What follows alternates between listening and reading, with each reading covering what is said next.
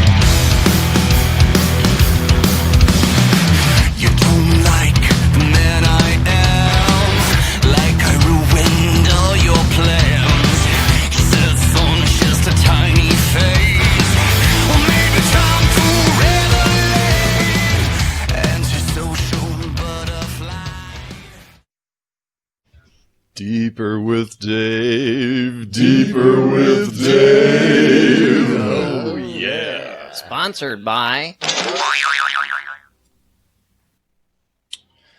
All right. Every artist has to have some level of like passion and energy just to like make it to the stage and play in front of people. But oftentimes it's like when they're up there and they make it there, they're kind of stiff, deer in headlights. They don't know what to do. But once they're able to tap into that energy and become truly uninhibited, they've crossed a major threshold. And Sammy, you've done that, dude.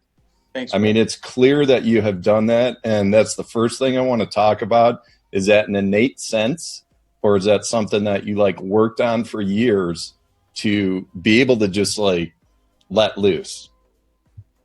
If it wasn't for music, I would probably be a serial killer. I mean, Okay.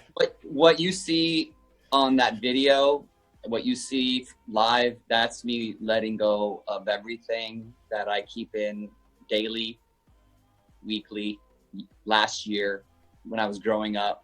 I mean, none of that's put on, none of that is planned. It is what it is, you know. And all right, we've actually had a couple artists that I've said similar statements to that, you know, have that kind of style on stage where it's like, man, like that you watch them, it's like that guy does not care like what he looks like. It's just like he has released all that shit, and it's just like, dude, this is who I am. This is my voice. This is my sound. Like, this is my opportunity to like release my voice, and I'm not holding anything back. So for artists that struggle with that and are not sure how to kind of get over that wall, what would you say to them, man? Like, say something to them right now, because they're watching the show right now. Here's the reality. Every band needs to rehearse their performance, right?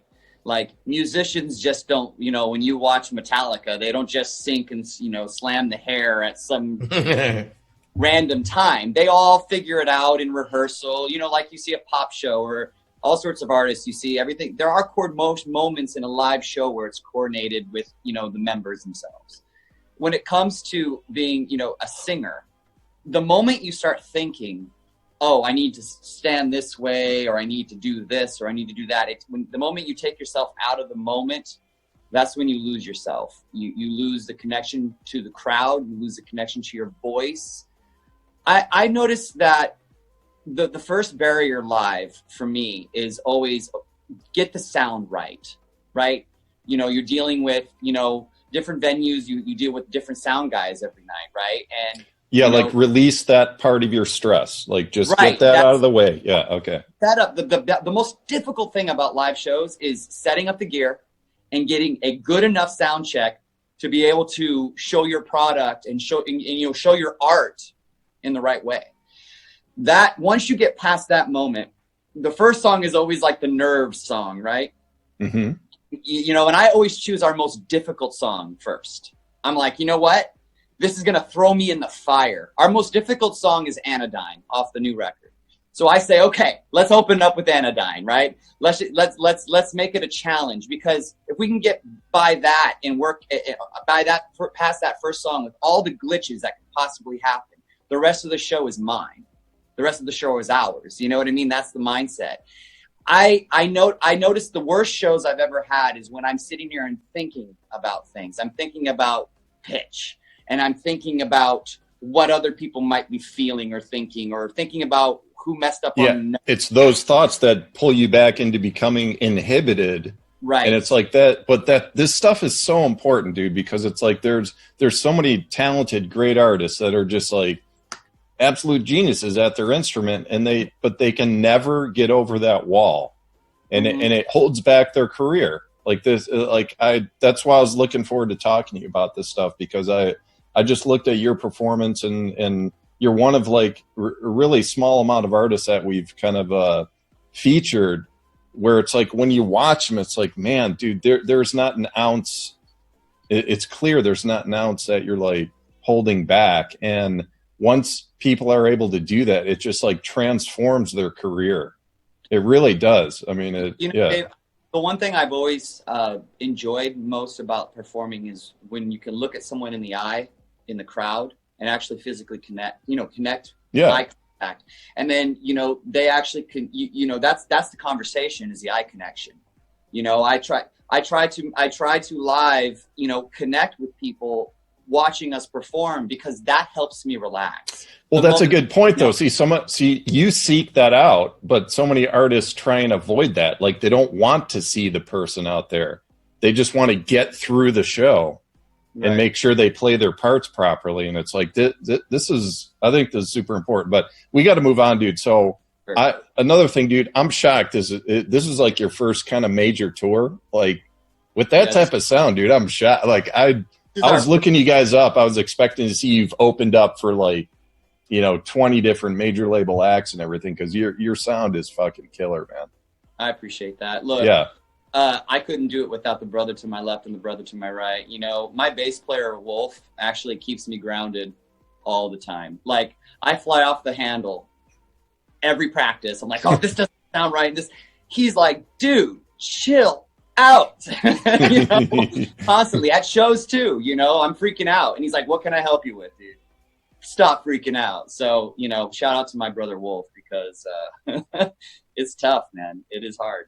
All right, so man, what's coming up for you guys, like with albums and like, are you just going to kind of focus on touring for a few months and then get back to recording, or are you going to like dedicate the whole year to just playing what you've released? We are focusing 2018 on Antisocial Butterfly. This record we need to tour.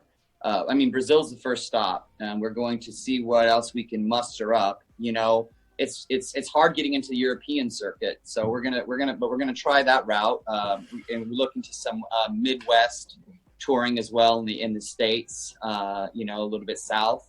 However, the focus is March, all of month of March. Let's make Brazil, let's shock them, right? Man, that's going to be amazing, dude. Look, the reality is this, when people show interest and love in what you're doing, that's where you need to be. And people in Brazil, first off, Brazilians are the most loving, kind people I've ever met in my life. I married a Brazilian, if that doesn't tell you enough right there. But, the way they've responded to our music and the interaction I've had on social media, I talk to all our fans. I get a message on Instagram or Twitter or Facebook from a fan or someone that likes our music. They get a response directly from me. I tell that them, makes a difference too, man. That stuff's important. Hey, where can people find you? What are your handles and everything for? Everything's Blue Helix Music. Facebook, Twitter, Instagram, everything's Blue Helix Music, bluehelixmusic.com. We encourage people to get us on iTunes Music, is Spotify as well, following us on Spotify, and supporting us in all the streaming. If you're going to get it for free, do it the right way. Dude, we got to have you back to like be a critic, because I want to chat for like 30 more minutes, but we got to move on here, dude. It's like we got to get to the next tune. It was a pleasure having you on, man. It was great chatting. Listen, awesome music, man. I'll tell you this, guys. Hopefully, next time we have this conversation, we got more exciting things. Yeah, coming back from a successful Brazil tour, dude. I have no doubt. Look, I have no doubt we're gonna have it great out there, and I'm just grateful for the ride so far. Amazing. Thanks, Sammy. Thanks for having me, guys. Take care, bud. All right. All right.